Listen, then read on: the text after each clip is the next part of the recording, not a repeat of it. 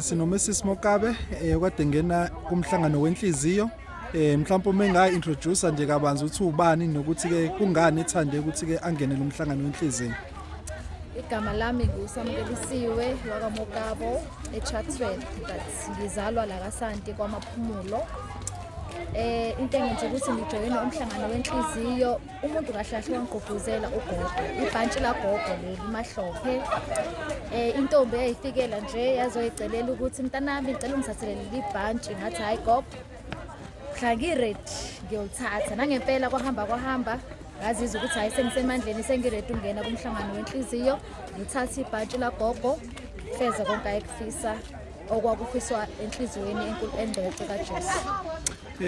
Siyazi ukuthi ngazi ukuthi kuno sizathu esijulile kakhulu ukuthi ke ungene umhlangano kodwa ke mhlawumbe nangokwakho uzizwa unjani namhlanje nangendlela izinto ezihambe ngayo uzizwa unjani?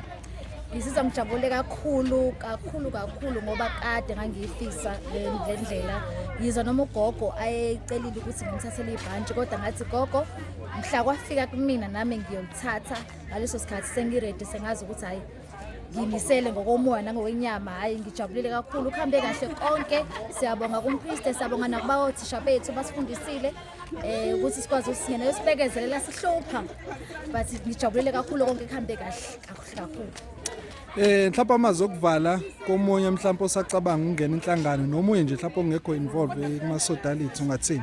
Ngathi woza kumnandi enhlizweni kumnandi ngifunda cabanga kusazoba mnandi sizongena kuyasetshenzwa kona futhi yonke into nje asithathe ngenhliziyo kumnandi kakhulu kumnandi abeza omama basha futhi abangangathi nje ngithi wozani.